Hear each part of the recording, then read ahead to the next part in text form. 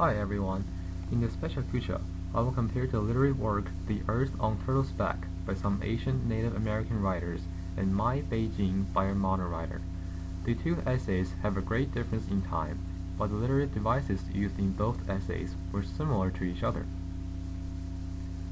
First, both essays show the writers have an extensive understanding of imagery. The writers were able to organize their thoughts completely and perform a view to readers by their own words, no matter the images they want to show are real or only made up ones to make the whole essay better. In the essay, The Earth on Turtle's Back, the writer used imagery mainly to support his main idea.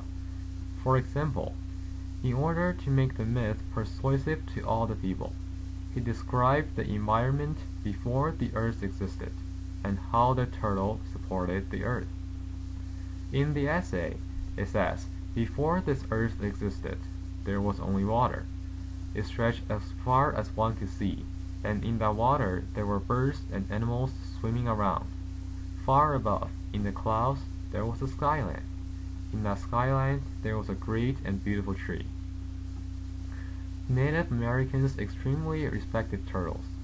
In the essay, not only the turtle supported the whole Earth, the essay also described how the turtle was able to get Earth with very hard difficulty, with all the other animals failed to get Earth because they were not diligent enough when they were trying.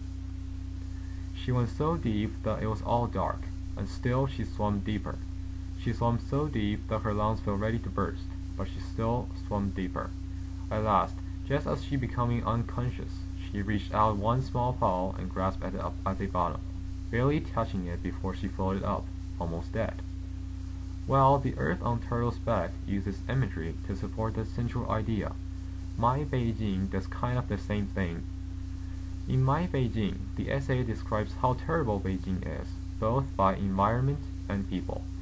In the writer's opinion, everywhere in Beijing is very dirty compared to California, the place he lived before.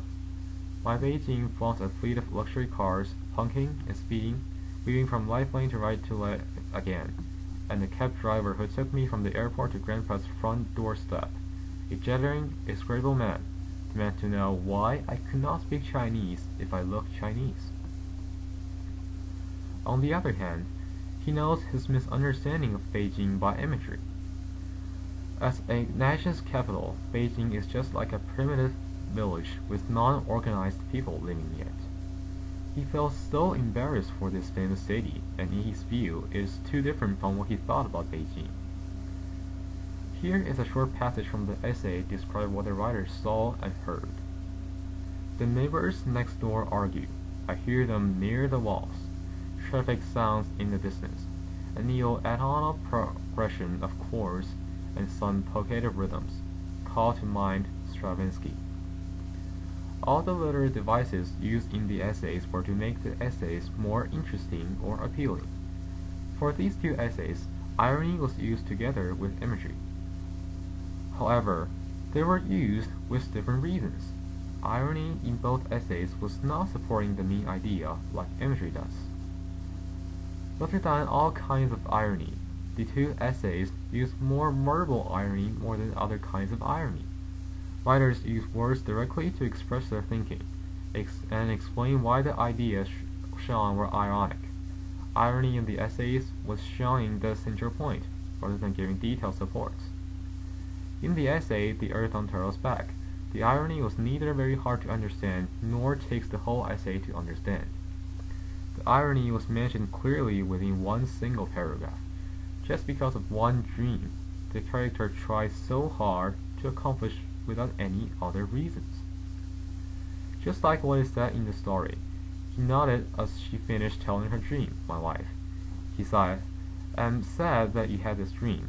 It is clearly a dream of great power, and, as is our way, when one has such a powerful dream, we must do all we can to make it true. The great tree must be uprooted. Also, all the actions the characters did seemed ironic to people, such as at last the Asian chief himself came to the tree. He wrapped his arms around it, then he sneezed and sprained. With his passage, it shows that the characters were very rigid, but they still thought the things they did were very important. Well, in my Beijing, the main point was the huge difference of Beijing from what the writer thought and what he actually saw. All of these factual details were expressed by irony, showing the writer's ignorance. In Beijing, day does not seem bright and blue, and night does not seem dark and quiet. The writer said that day here is gray from the smog stretched over the city, thick and foaming like the fats mom littles off her meat stools. Only no one skims the smog for Beijing. Night, then, is a darker, greater than day. Never black and never midnight blue. Similar to the earth on Turtle's back, irony was expressed shortly within paragraph. It is surely very ironic if one person says one thing and does another. The taxi driver remained the narrator so carefully about not doing one thing, while he is doing it all the time. It says we talk about politics, and he had more opinions and criticisms about China than my mother had about me. Then in the other paragraph, it says, he turned to face me and said without a trace of humor, "You might not want to talk too openly about Taiwan independence while you are here." Both essays were successful in usage of rhetorical devices. If the two essays were written without imagery and irony, they will be far less entertaining and persuasive.